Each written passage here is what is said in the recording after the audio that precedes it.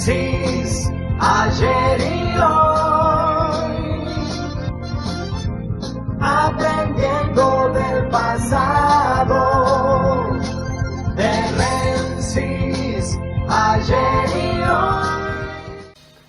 Quizá tengamos que encontrar un nuevo idioma, el de los imputables, el que pueden decir cualquier cosa porque además pueden hacer cualquier cosa.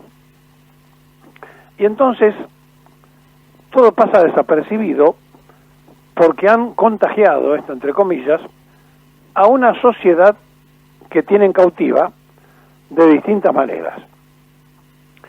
El día domingo, la tapa del diario Clarín, cosa que nosotros, es profeso, no tratamos ayer porque esperábamos saber si había alguna reacción, algún comentario de alguien, de la prensa en general, de la prensa incluso que está marcando las cosas que hace ese grupo, pero no, todo pasó desapercibido. Decíamos, la tapa del diario Clarín publica, el diario impreso, por lo cual no lo van a poder borrar porque ya está en el archivo de la historia, algo que demuestra el idioma de los inimputables. El título dice, o decía, porque fue el domingo, Macri recusa otra vez al juez que lo citó a declarar por espionaje. La bajada, que es lo que va debajo del título, dice, y esto, presten atención, recusará mañana, por ayer, al juez de Dolores, Martín Baba, quien lo citó a indagatoria. Vayan siguiendo atentamente la lectura, ¿no? Este miércoles, o sea, mañana, por espionaje a los familiares del Ara San Juan. Lo acusa, presten atención a esta frase, lo acusan de imparcialidad por el error que le impidió declarar el jueves, y referencia a la página donde está publicado. Repito, para que no queden dudas, lo acusa de imparcialidad. Es decir, el idioma de los inimputables de Clarín significa que cuando un juez es imparcial, que es lo mejor que le puede ocurrir a la justicia, lo tienen que acusar porque no es un juez de ellos. No es como el juez que pusieron en la Corte Suprema como presidente por decreto, y después lo tuvieron que hacer como correspondía por el Congreso, que era un juez del Grupo Clarín, y que sigue estando en la Corte Suprema de Justicia. Es decir, lo acusa por imparcial, que es lo mejor que se le puede decir a un juez, porque el juez debe ser imparcial. Pasó, no hubo ninguna reacción, no hubo un solo candidato del Frente de Todos que saliera a decir, de los que van a ser diputados o candidatos, cualquiera de las listas, a decir que en el imputable idioma de Clarín permite estas licencias. Es decir, ¿cómo? Ponen un juez que no es nuestro, que es imparcial. Pero mire, ahí no termina la cosa. En este idioma de los inimputables, para que ustedes se den cuenta por qué hay tanto esfuerzo para que el gobierno no pueda, ya no ganar una elección, no pueda gobernar, escuchen bien con atención lo que decía Nicolás Dujovne, que justamente tomando un vaso de whisky con un periodista del Grupo de la Nación, solía hacer análisis económico y terminó puesto por ese diario como ministro de Economía. Cristina Fernández de Kirchner dejó una deuda sobre su gobierno, aumentó la deuda en 100.000 millones de dólares. Pero a su vez pagó más de 200.000 millones de dólares de intereses durante todo ese periodo. Nosotros decíamos que no se cancelaba la deuda, que la deuda se había ampliado, pero que se había pagado una cifra millonaria de intereses. La propia presidenta decía en aquel momento que era pagadora compulsiva de la deuda, que Argentina había estado todo el tiempo pagando intereses. Escuchen lo que decía Nicolás Dujovne y por qué entonces termina de ministro de Economía. Escúchelo. Entonces, la Argentina hoy tiene niveles de endeudamiento bajísimos, tanto a nivel del gobierno, como a nivel de las empresas, como a nivel de las familias. El gobierno argentino hoy tiene una deuda neta, si le restamos lo que se debe a sí mismo después de que nacionalizó los fondos de pensión, de 20% del PIB.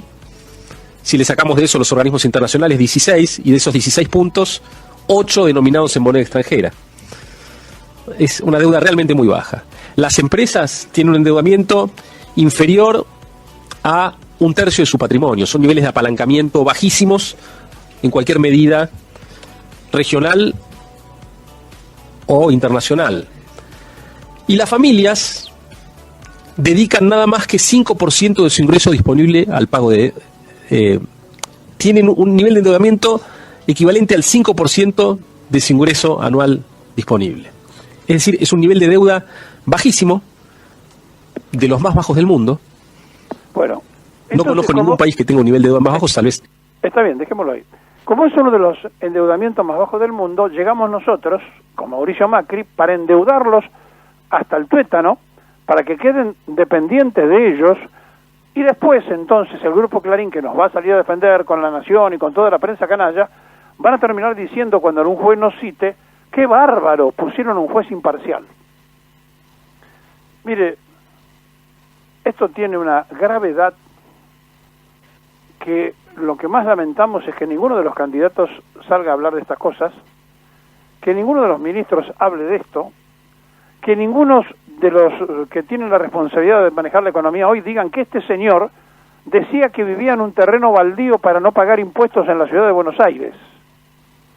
Duhovne nunca declaró la propiedad que existía en el terreno porque así pagaba menos impuestos. Ese hombre llegó para endeudar a la Argentina, venía con ese proyecto endeudador. Y el golpe de gracia lo iba a dar Macri con su amigo Trump cuando consigue vía política que se le dé el crédito más grande de la historia del Fondo Monetario Internacional a un país que no solo no lo podía pagar por las fechas de vencimiento y los montos que se le ponía, sino que no estaba en condiciones de recibirlo porque estaban ellos violando la propia Carta Orgánica del Fondo Monetario Internacional. Y en el medio de todo esto, de esta descomposición idiomática del idioma de los inimputables, lo dicen sin ponerse colorado, pero lo más grave es que nadie reacciona del otro lado para hacérselo notar. Nadie le dijo al diario Clarín, que publicó en la tapa que el juez de Dolores va a ser cuestionado por imparcial. Lo tienen que aplaudir si el juez es imparcial.